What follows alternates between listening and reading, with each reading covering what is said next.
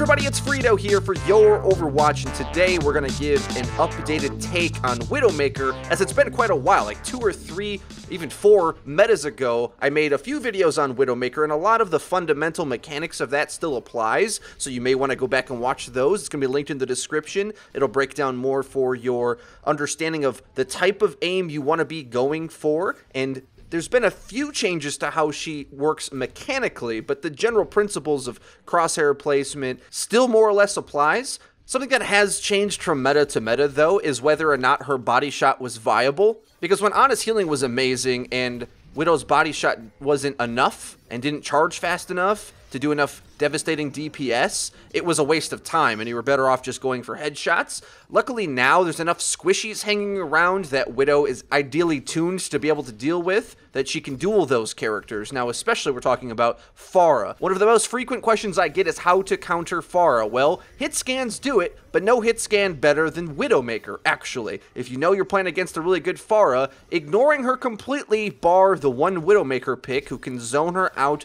and force her to play at angles that are uncomfortable for her or be punished by your Widowmaker scope, is the best way to go. Also, Ana is incredibly good at dealing with Widowmaker as well, because she does an 80 burst of damage on a scope, whereas McCree and Soldier both have fall off, and Pharah can potentially dodge that altogether. And this is a really good place that the meta's in. So many DPS characters feel very viable and in flux right now, and the counters and interplay are where they should be. Pharah feels really strong, even against hit scans that aren't Widow. Widow feels really strong because there's Pharahs out that need shooting. This makes Genji strong, Winston strong, all sorts of things go in a big circular motion to make it feel like if you can play something really well in the map, you should go for it and force and impose that playstyle onto the enemy team and force them to adapt. Now, it's sort of a test on you, right? Because I'm playing against the Pharah that mains Pharah, only plays Pharah, is really good at Pharah, but if you have it in your skill set to at least have a competent Widowmaker,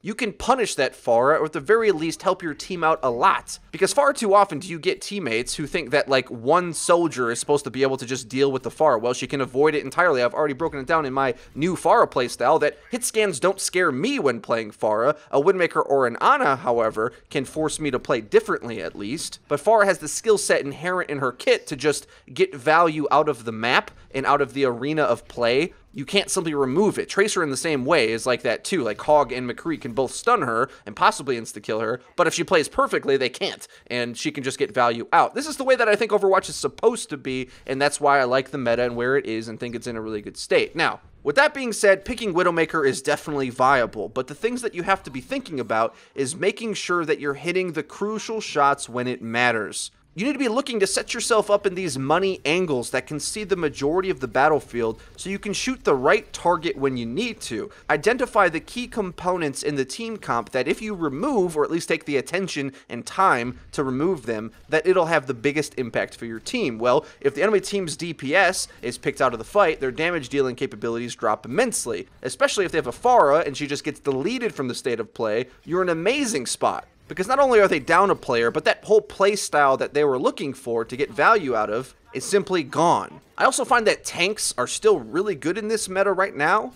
So a lot of teams are still running triple tank. And it was really controversial when I said it way back when, that I thought Widowmaker was a good way to try to combat multi-tank. Though obviously it was a very hard way to play back then because Ana's healing was so good. Well, no longer. Ana struggles to keep her tanks all up. So if you're stressing and straining the different angles with Widowmaker against multi-tank, especially one that doesn't have any dive tanks, you can carry the game almost by yourself. And that's another little interesting niche that you can think about Widowmaker in. If you're dealing with a Zarya that seems to be getting way too much charge, and it doesn't feel like there's a way you can combat her, well, Widowmaker doesn't directly counter her, but her playstyle is sort of a soft counter in my opinion. Same against Roadhog. Both of them need to be in a medium range fight and brawling in order to get value. Well, Widowmaker avoids the hook, and with restrained fire, won't be spamming into her bubbles. And conversely, if you're on that type of team that's playing this multi-tank, all stand in a big huddle,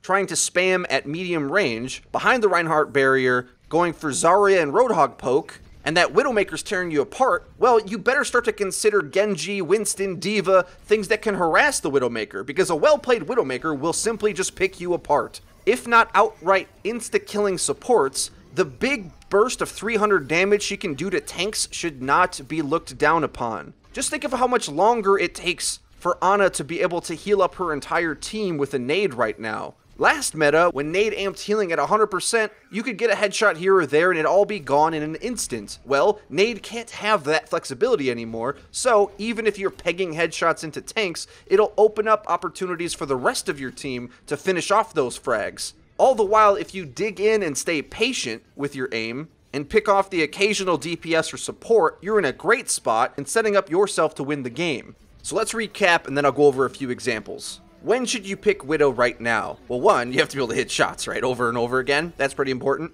We all miss shots. I miss shots. But you need to know that it's a carry role and you have to carry in the role. If you don't at the very least hit body shots, you are actually throwing the game. So don't be that guy. At the same time, when playing and you miss a few shots, take a deep breath, compose yourself, and know that you always have the opportunity to flip those fortunes in the next team fight. But you don't get infinite chances. The time will eventually run out and you may throw the game before you have the chance to carry it. So be respectful to that responsibility, the DPS burden. Great video that we made on this channel, check it out. Now, beyond that, if you're playing against a really good Pharah, I personally prefer a team comp that has a Widowmaker and a bunch of ground-based stuff, even triple DPS, and possibly not even another character that can shoot the Pharah, and just assign the Widowmaker to play man-on-man, zone out the Pharah, get her out of our faces, take care of that entirely so that we can play a 5v5 over here. Or, if you feel like your team is losing the upfront tanking battle against mid-range tanks that can't dive, then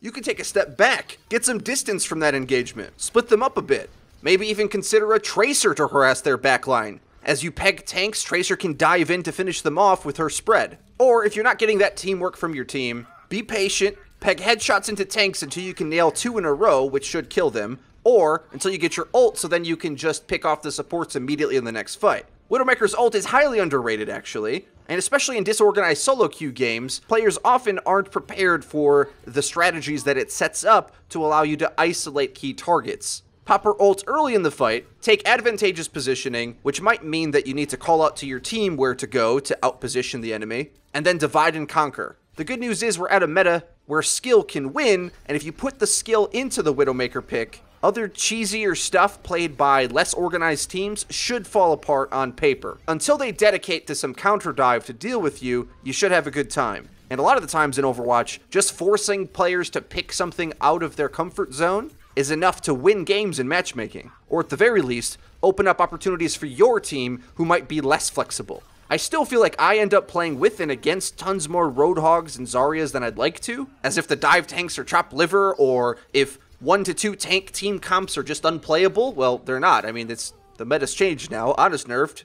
Did everyone get the memo? No. But if you have that Roadhog on your team that refuses to change, having that Widow pick that draws in a Winston pick can open the Roadhog's playstyle, because that's the easiest hook to hit in the game. You can consider this sort of counter pick dominoes. As you knock one over, a whole bunch more might knock over, and you may just find yourself in a team comp that overwhelms the enemy team as they try to scramble to figure out how to deal with the problems you're presenting them, or slowly lose because your Widowmaker is just too good. If you enjoyed the video, please hit the like button. It really does help us out. Subscribe for more. We upload each and every day. And be sure to hit the bell icon so you can join the notification squad so you can see when our videos go live. Follow us on Twitter, check out our Discord server, and follow our Twitch stream, where we stream each and every day and have a great time and a really fun chat. And once in a while get tilted and scream at the top of our lungs. But mostly have a great time. That's been it for me. I've been FREEDO for Your Overwatch. I'll see you guys next time.